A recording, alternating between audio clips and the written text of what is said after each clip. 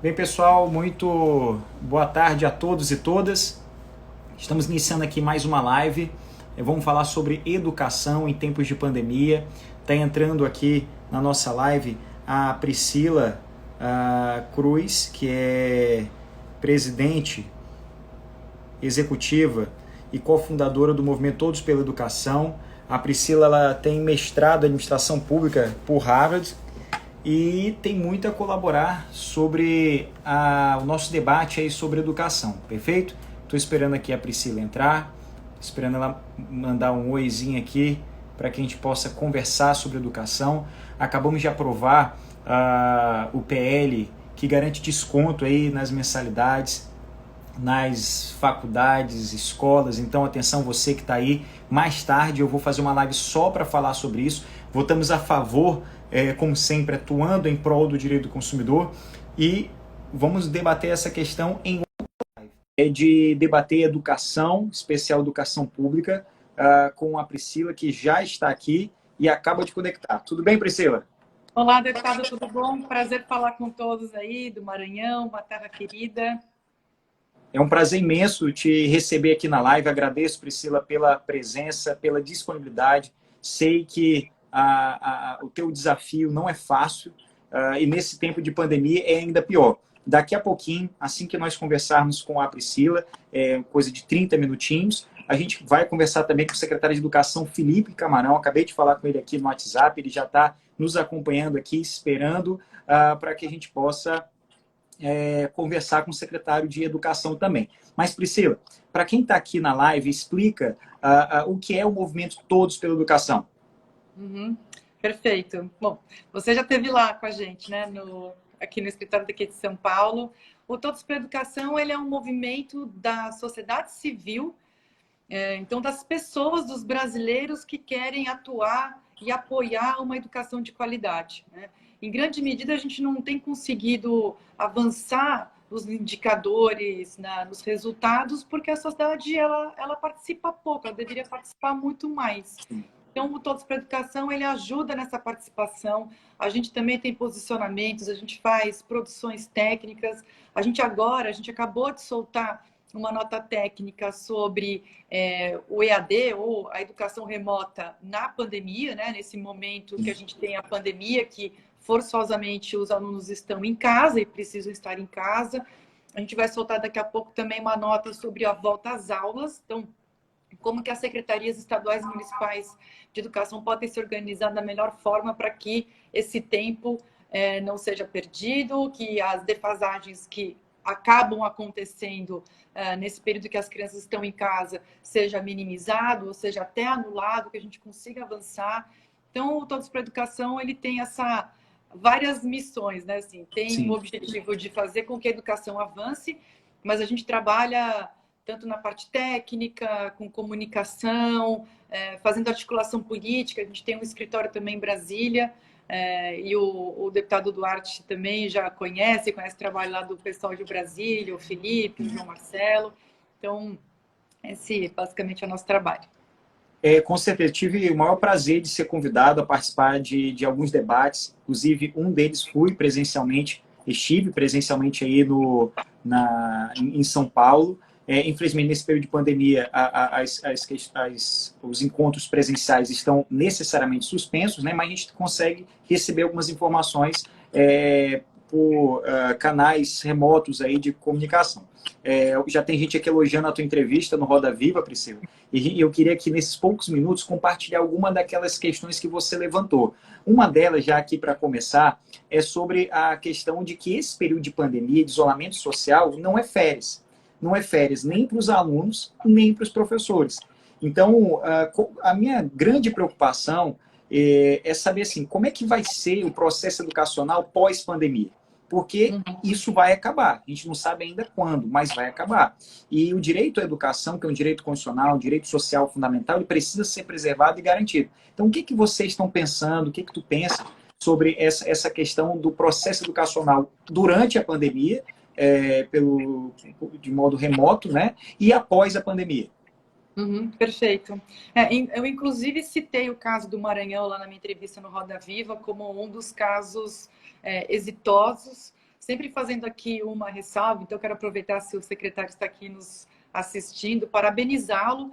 Realmente a gente tem acompanhado um trabalho sério, um trabalho muito abnegado, com muita vontade de acertar.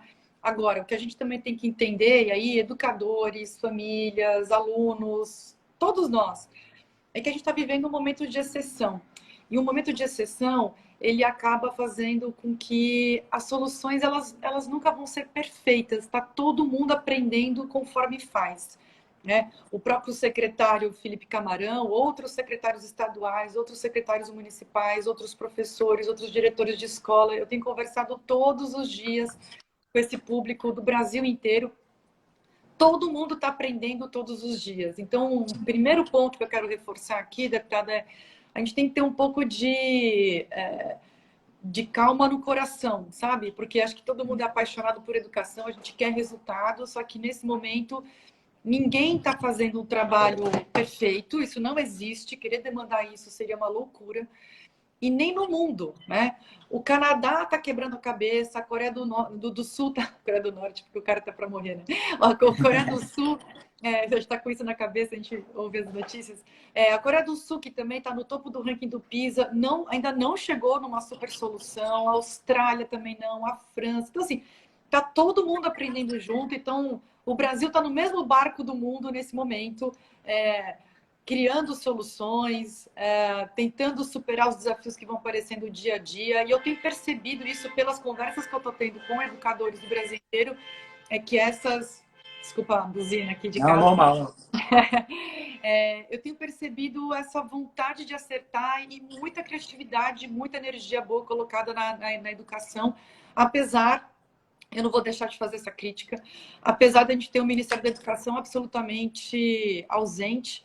Como a gente teve um editorial do Estadão, que é um jornal daqui de São Paulo, mas que tem circulação nacional, acho que eles bem definiram, é o ministro dublê. A gente está sem ministro.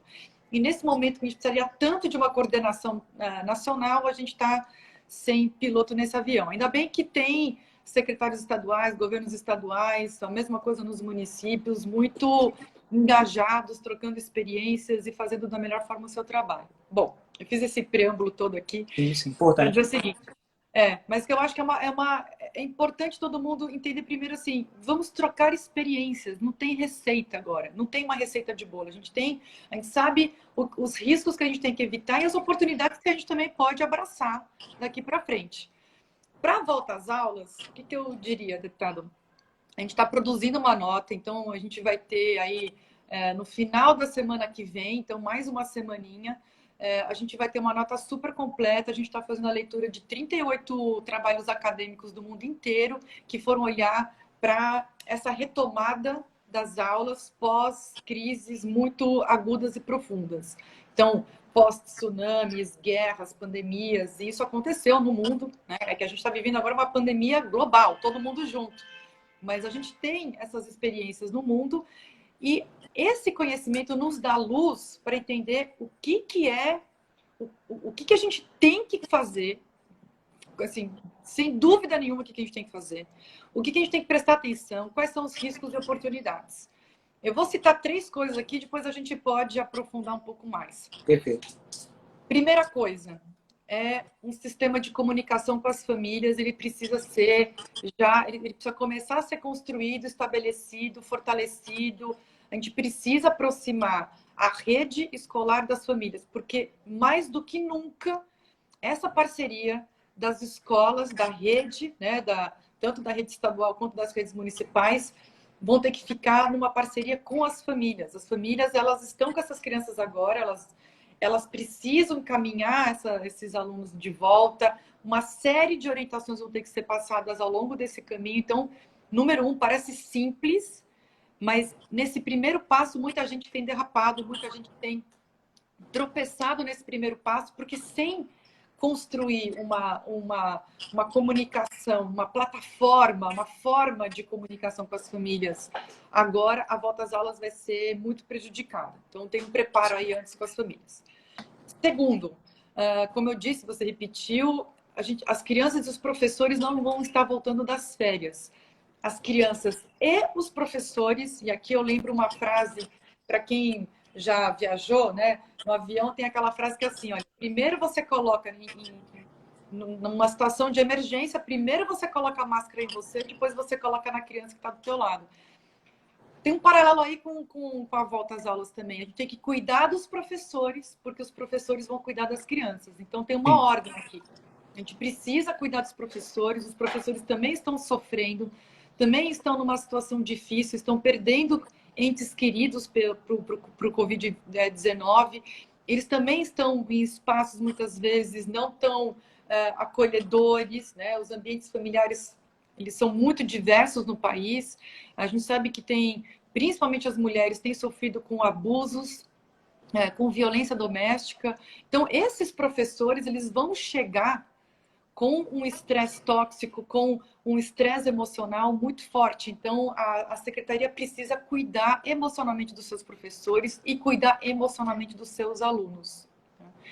Então, toda a formação de professores pré-volta às aulas, esse preparo, tem que ter um acolhimento muito forte. Assim, a gente precisa realmente abraçar, nem que seja de longe, né? Porque talvez a gente não volte a abraçar tão cedo, né? A gente não consiga ficar tão perto tão cedo, mas abraçado do ponto de vista figurativo, a gente vai precisar abraçar os professores, porque vão ser os professores que vão receber esses alunos, e esses alunos vão ter... Eles também estão vindo de situações muito complicadas, muito difíceis mesmo. E terceiro ponto que eu quero só ressaltar aqui então tem o acolhimento da primeira semana, tem que ter uma série de rituais, né? Quer dizer, não é simplesmente voltar numa segunda-feira e todo mundo ir para a primeira aula para suas classes. Tem que ter um momento para todo mundo digerir, entender o que aconteceu e retomar as aulas, porque se não vai dar para virar a chavinha, não vai ser assim que vai funcionar. E terceiro ponto que eu quero destacar aí é mais técnico, né? É a avaliação diagnóstica, né? As redes vão ter que fazer uma avaliação, uma linha de base, para entender como ficou cada aluno e traçar estratégias para lidar com esses alunos de forma individualizada. Eu não estou dizendo aqui que vai ter que ter aula particular, não é aula individualizada. Claro. Mas a gente vai ter que olhar aluno por aluno, talvez colocar em turmas separadas para determinada turma de alunos ter mais horas, mais reforço, para outros você tem que ter mais desafio. Então, a gente vai ter que criar, de novo, assim, a gente está sendo desafiado o tempo inteiro, é um desafio enorme para a Secretaria de Educação, então esse meu terceiro ponto, que é da avaliação diagnóstica, porque ela é também o começo de toda a estratégia pedagógica, começa com a avaliação diagnóstica desses alunos. Priscila, e essa questão é bem importante para esse momento, porque a gente está vivendo um estado de calamidade, é um período de pandemia, e essa falta de sensibilidade, infelizmente, ainda acontece. Na verdade, eu tenho enxergado até uma falta maior ainda de sensibilidade. As pessoas ainda não compreenderam que esse é um momento de que, mais do que nunca, é importante ter a preocupação com o outro. Desde discussão no que pertine à educação pública, mas também na educação privada. É importante ter uma sensibilidade, uma razoabilidade, aplicar os princípios constitucionais com proporcionalidade, porque se as pessoas pensarem tão somente nos seus direitos, pode ser que o que é mais importante, que é o processo educacional, ele venha a se perder. E isso não está acontecendo. A gente percebe que há uma crise política mais agravada, como você bem menciona, o Ministério da Educação, ele não se posiciona, a não ser para compartilhar mais agressões, não traça diretrizes para as secretarias de educação, tanto do Estado quanto dos municípios, e a gente percebe que até o movimento ele se torna ainda mais protagonista no sentido de estabelecer uma diretriz da educação no nosso país. Isso é complicado. Então, acho que esse compartilhamento de informações aqui é importante também, para que as pessoas tenham um pouco mais de sensibilidade para que a educação ela seja garantida aos nossos jovens, às nossas crianças, né? Isso mesmo. Sim, a gente tem as funções. Claro que se a gente tivesse um Sistema Nacional de Educação, da mesma forma que a gente tem o SUS na saúde, a gente tem o SUAS da assistência social, a gente também tem o Sistema Nacional de Segurança Pública, a gente não tem o Sistema Nacional de Educação, né? O SNE. E isso é uma das políticas que o Todos para a Educação vem defendendo no Congresso Nacional. Essa pandemia acabou atrasando, né? Porque após a votação do Fundeb teria sido a próxima pauta do Congresso, né? A ser aprovada no Congresso Nacional. Era essa a segunda pergunta que eu queria te fazer. Como é que está essa questão do novo Fundeb? Tem perspectiva de votar? Não vai votar? Está com os dias literalmente contados, né? Pois é, a gente deu um azar enorme, né, a educação, porque na semana que foi decretado o estado de pandemia, naquela semana estava agendada a votação para o Fundeb, né? Então a gente tinha lá, na semana do dia 9 de março, a gente ia ter uma discussão, na semana seguinte já estava pautado para ser votado o Fundeb. Agora, o Congresso ele tem sessões e votações virtuais, ele não tem mais a presença física, da mesma forma como as assembleias estaduais, né? E o trabalho dos deputados estaduais está sendo da mesma forma, então remota. Isso prejudica, né, obviamente, as discussões, porque ainda tem alguns pontos que precisam ser ajustados, mas o texto da deputada professora Dorinha, né, que é a relatora do Fundeb, é um texto que já estava bem perto de ser um texto, claro que ele nunca vai ser perfeito, ele nunca vai ser ideal. Se pedirem para o deputado Duarte escrever o novo Fundeb, você vai escrever um texto, eu vou escrever outro, o Felipe Camarão vai escrever outro, a Carol do Todos para a Educação vai escrever. Não, é isso, assim. Claro que cada um tem a sua concepção assim, do que seria o máximo, né, o perfeito. Numa democracia, a gente tem que ter uma conjunção de forças ali, todas sendo ouvidas, contempladas, consideradas, até porque o Brasil é muito diverso. Para o Maranhão, o Fundeb, um Fundeb ideal seria um, para São Paulo, que é um estado mais rico, seria outro. Claro, sim. São Paulo tem mais interesse em dividir menos. O Maranhão tem interesse em dividir mais, para receber mais. Então, tem aí uma composição de forças, mas de forma muito habilidosa e tecnicamente muito correta, a professora Dorinha conseguiu contemplar e ter o melhor consenso possível em torno do texto dela, que é um texto que é mais redistributivo, então ele olha para as crianças mais pobres, então ele dá uma preferência, assim, vamos dizer, para o envio, né, para o repasse de recursos para as crianças mais pobres, dos municípios mais pobres. Então, de certa forma, é um texto hoje muito bom para o Maranhão, né, que o Maranhão tem aí um conjunto de municípios muito pobres, então eles passariam a receber muito mais. Tem indução para a qualidade, ele olha para o aumento da complementação da União. Então, claro, assim, eu gostaria de ter um Fundeb com 40%, 50% de complementação da União. Adoraria, né? Você também, todo mundo adoraria. Mas a gente conseguiu chegar numa negociação para 20%, entendendo que o governo federal não queria nada. Então, é isso. A gente vai fazer o melhor uso, tenho certeza, desse recurso a mais. A gente daqui a 5, 6 anos a gente consegue rever, porque tem lá um dispositivo que prevê que essas alíquotas todas elas sejam revistas. A gente pode conseguir mais recursos daqui a 5 anos, daqui a 10, e aí vai. E aí a roda gira. O que não dá é para a gente ficar parado, né?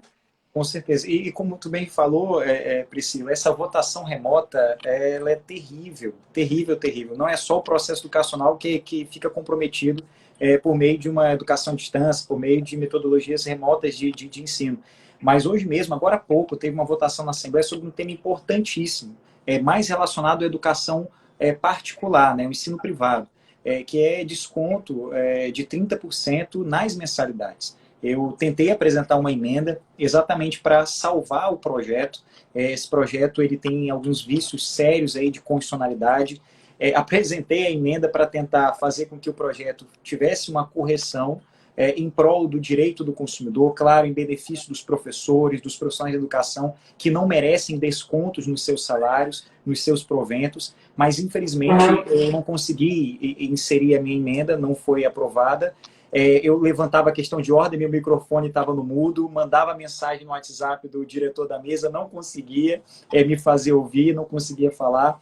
E acabou que o projeto, graças a Deus, foi aprovado. Votei, obviamente, a favor do desconto, mas eu tenho um receio muito grande de não haver a sanção do governador Flávio Dino, que é um jurista, foi juiz federal, você conhece, sabe da seriedade do trabalho, e mesmo que haja sanção por parte do governador, porque no direito a gente sempre pode buscar um fundamento favorável, com base na própria Constituição, ali no artigo 170, a harmonização dos princípios essenciais para a ordem econômica, pode-se buscar algum fundamento, mas pode ser que o Poder Judiciário anule, gere uma expectativa e frustre ainda mais esses consumidores, porque imagina, o consumidor recebe um desconto agora, vai que o projeto seja anulado no futuro. Se for anulado no futuro, vai ser cobrado o valor do consumidor junto com as mensalidades futuras, ou seja, pode gerar uma dívida, enfim, uma situação bem complicada. Então, concordo plenamente que esses projetos, eles precisam de um amplo debate e, ao mesmo tempo, precisam ser aprovados logo. Tem um outro projeto bem interessante que eu não poderia deixar, antes de falar do Enem, que é muito importante ouvir o que tu tem para falar sobre o Enem. Vai ter o Enem, não vai ter, vai adiar, por quê? O que você pensa, o que todos pela educação pensam.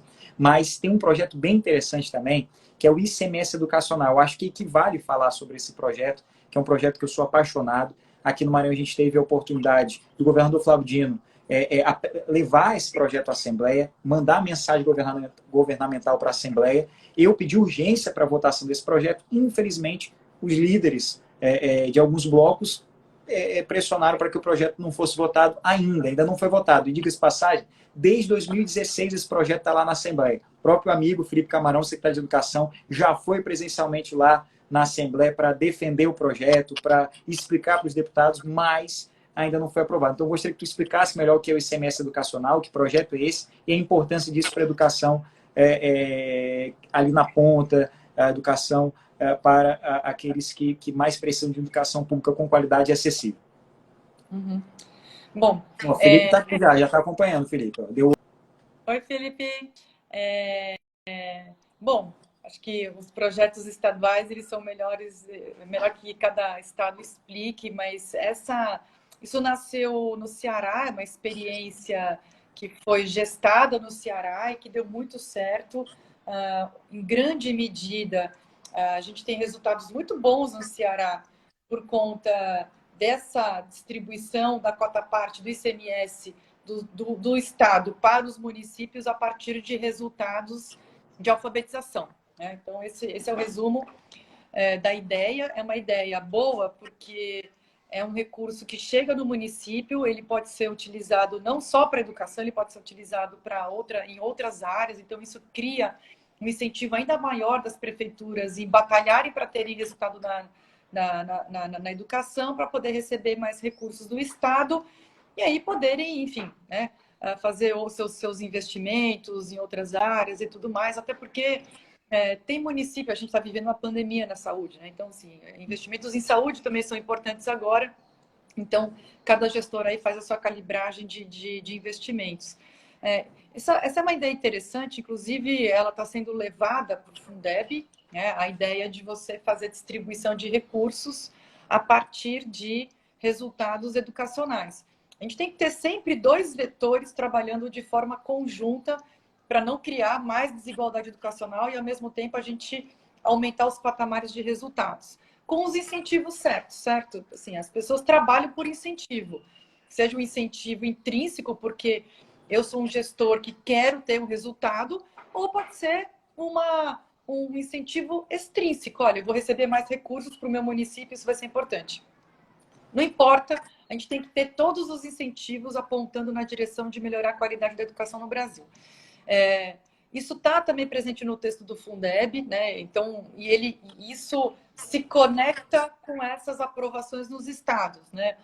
Pernambuco também já aprovou um projeto nesse sentido, Rio Grande do Sul também aprovou, Paraná aprovou. Então, tem alguns estados, e essa é a beleza, e de novo, assim, na ausência completa e total do Ministério da Educação, o que tem surgido de mais bonito hoje, assim, o que eu mais tenho ficado assim, feliz mesmo de ver, é a troca de experiências entre os estados. Assim, ninguém está esperando diretriz nenhuma do MEC. todo mundo já desistiu desse Ministério da Educação, todo mundo sabe que não vai vir nada de muito interessante de lá. Então, os estados eles estão trocando experiências, né? E esse é um exemplo do ICMS educacional, que veio do Ceará, da mesma forma que as escolas de tempo integral, modelo Pernambuco, também estão sendo exportadas, né, pelo Brasil, inclusive o Maranhão também, que tem escolas nesse modelo. Então,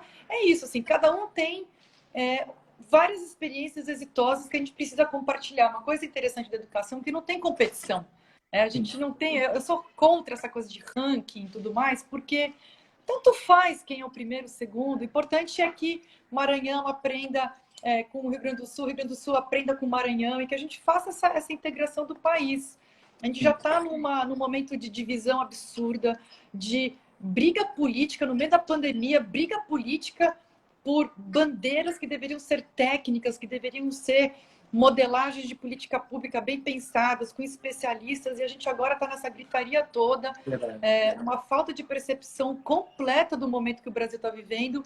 E na educação, acho que a gente está dando uma lição diferente. Na educação, a gente está compartilhando soluções, a gente está conversando, talvez até porque acho que não tem lá o Ministério da Educação interferindo tanto, então deixa eles lá no Ministério, lá em Brasília, e vamos tocar a vida nós e fazer o melhor trabalho possível. Na verdade, essa polarização é inútil e só gasta energia, né? Energia que poderia ser investida naquilo que de fato importa. Agora, ela não é inútil, só fazer essa... Ela não é inútil, porque ela é muito útil para quem provoca a polarização. Para quem está promovendo isso, só eles ganham. A população inteira perde, e tem aí alguns grupos, algumas pessoas que estão ganhando muito com esse tipo de radicalização no país. Então, uma coisa que acho que a gente tem que tomar um super cuidado como população brasileira, como cidadãos, a gente não pode aplaudir isso, a gente não pode aplaudir a lacração, quando tem xingamento. Isso a gente está dando incentivo para esse tipo de radicalização. A gente tem que, ao contrário, a gente tem que rechaçar, a gente tem que virar as costas, a gente tem que falar, olha, eu não quero essa conversa. Eu quero conversa séria, eu quero conversa para pensar em como fazer o Brasil melhorar. Xingamento, lacração, esses memes, essas coisas todas que agora estão muito afloradas no país, a gente tem que rechaçar. Na ideia dos incentivos, em grande medida, a população também incentiva esse comportamento. A gente tem que desincentivar esse comportamento do gestor público e das lideranças que estão pensando só neles. Com certeza. Priscila, eu prometi, não só a você, mas aos teus assessores, que seria uma live rápida. Eu vou cumprir, exatamente porque eu cumpro a minha palavra e porque eu quero ter a grande honra, a oportunidade de, em datas futuras, poder ter essa aula compartilhada com as pessoas que nos seguem. Você não faz ideia como você alegra o meu coração, porque eu estou deputado, mas eu sou advogado, sou pós-graduado em gestão pública pelo EMA, terminei o mestrado em políticas públicas pelo UFMA, continuo estudando até hoje, estou fazendo doutorado em Direito Constitucional no IDP, então eu sou um apaixonado pelo teu trabalho, um apaixonado pela educação. Você não faz ideia como o trabalho que vocês desenvolvem é fundamental para todos nós, educadores. A professora Karine Miranda, que faz parte do corpo aí da Universidade Estadual do Maranhão, está aqui presente, tem vários professores aqui presentes. Então, para que nós possamos ter outros encontros rápidos, objetivos e sobretudo, edificantes como esse, né, que são como luzes, né, no fim de um túnel aí, eu vou concluir essa live para não explorar muito esse teu importante tempo, mas eu concluo fazendo um questionamento. Nos fale sobre a educação infantil e também sobre o Enem. Deve ter o Enem? Esse negócio de Enem pela internet vai funcionar, na tua opinião técnica? Não vai funcionar? É importante adiar o Enem? Qual é a tua opinião, o teu pensamento, obviamente amparado em estudos técnicos profundos sobre esses dois assuntos? Últimas duas perguntas para a gente poder concluir. E falar daqui a pouco com o Felipe Camarão, que já está nos esperando. Tá. Bom, sobre educação infantil, acho que é etapa. A gente fez um webinário com o Conselho Nacional de Educação na semana passada, porque a gente vem provocando o Conselho a produzir diretrizes para esse período da pandemia. E eles próprios, os próprios relatores, né, a conselheira Maria Helena e o conselheiro Eduardo Deschamps, eles falaram, olha, é a etapa mais difícil, porque como lidar com uma criança pequena que está em casa, né? Que tipo de trabalho a família pode fazer? Porque não vão ser aulas remotas, né? É outro tipo de experiência. Então, tem que ter uma troca muito forte entre a professora, o professor com a família, sugerir atividades, mas não é a mesma coisa. O que me preocupa muito é a alfabetização. Esse é o período que pode ser a etapa que mais pode ser prejudicado nesse período da pandemia. A gente tem que ter um super cuidado, inclusive a Secretaria Estadual, ajudar os municípios a ter uma estratégia, porque essas crianças, porque a maioria estuda em escola municipal, né, nesse período da alfabetização, a gente vai ter que cuidar muito bem dessas crianças, porque sem alfabetizar elas vão ficar derrapando para o resto da trajetória escolar delas. Então a gente tem que tomar um super cuidado mesmo. Sobre Enem, aqui, de novo, assim, é um absurdo que o MEC esteja mantendo o calendário por várias razões, né? O CONSED, que é o Conselho dos Secretários Estaduais, já produziu uma nota. A ABAV, que é a Associação Brasileira de Avaliação Educacional, também já produziu uma nota de repúdio. O Todos para a Educação vem se posicionando. Aqui não tem briga política. E aí o que acontece é o seguinte, o próprio ministro, isso palavras dele, né, ele tuitou isso, ele escreveu isso nas redes sociais, assim, não é fofoca, rumor, ele escreveu isso. Ele escreveu e não apagou. É bom deixar consignado. Ele escreveu e não apagou. Isso, tá lá. Dá para ver. Ele escreveu, ele falou o seguinte, olha, o Enem continua, o problema das crianças estarem em casa é culpa dos governadores, e ele colocou o Enem no meio de uma briga entre o governo federal e os governadores, porque é óbvio que os governadores assumiram protagonismo nesse país, óbvio. Né? E principalmente na educação. Quem está tocando esse país são os governos estaduais. Quem está liderando as discussões, quem está liderando as políticas públicas, quem está liderando a visão de um país que vai conseguir sair dessa confusão toda e encontrar um lugar melhor, quem tem feito isso são os governadores. E aí, por conta dessa disputa política, porque a gente tem aí alguns governadores que já se colocaram na corrida presidencial, porque, enfim, tem uma série de questões que são meramente políticas. Ele tem mantido esse calendário para poder dizer para o chefe que a vida continua na educação, só que é um absurdo, porque a vida ela está diferente. A gente não pode negar que a vida está diferente. E manter o calendário do Enem vai significar que alunos de escolas particulares de elite vão ter muito mais vantagem, porque eles, obviamente, estão tendo muito mais acesso à aprendizagem, por mais que as redes estaduais estejam fazendo um trabalho assim no limite do que é possível. Tem até uma questão de conectividade, de acesso, de ambiente familiar. Então, os alunos de escolas particulares, eles vão ter uma vantagem gigantesca no Enem desse ano, se ele for feito no dia 1º, no dia 8 de novembro. Então, é importante, e não tem impedimento técnico, logístico nenhum do Enem ser feito em janeiro, porque vai dar tempo das redes poderem recuperar grande parte do que os alunos perderam nesse período que eles estão em casa. Porque a gente vai ter a volta às aulas, a gente vai ter um trabalho mais estruturado, a gente vai ter um trabalho mais profundo. Eu tenho total convicção, a gente tem acompanhado a obsessão dos secretários e secretárias de educação do país para fazer o melhor. A gente vai conseguir recuperar grande parte desse atraso que está acontecendo. A educação está sendo muito afetada nesse período. E essa insensibilidade, eu diria até maldade, sabe? Assim, é uma maldade que está sendo feita com esses alunos. Assim, não dá para a gente admitir e nem calados. Assim. Acho que a gente tinha que estar protestando muito mais. É o fim da picada. A gente tem um ministro que mantém um calendário, sendo que o Enem chinês foi adiado, o PISA vai ser adiado, todas as avaliações mundiais estão sendo adiadas, ninguém está tratando como normalidade esse período. Então, é maldade, é jogar com a vida dos alunos, que é tão importante o Enem. O Enem é um divisor de águas na vida de grande parte desses jovens do Brasil, e o ministro, de forma maldosa, usando politicamente essa questão do Enem, está fazendo essa maldade com os nossos jovens. Assim, acho que eu fico muito, muito revoltada com isso, porque é a vida desses jovens, né? E isso não vai voltar. Com certeza. Na verdade, está retirando a oportunidade desses jovens de ter uma progressão. E, Priscila, não é só aqueles que de baixa renda, não é só aqueles que não têm, por exemplo, acesso a uma boa internet, não é só aqueles que estão numa escola pública, mais ainda esses. Mas, por exemplo, aqui em São Luís tem uma escola, e eu faço questão de consignar o nome da escola, a Escola Reino Infantil.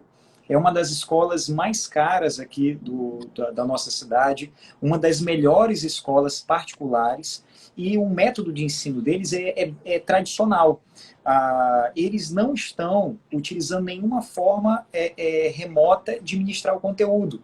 Os professores, por esforço individual, que têm mandado áudio para os alunos, por grupo de WhatsApp, por link de YouTube, de aulas que já estão gravadas por outros professores, para tentar manter os alunos com a cabeça funcionando.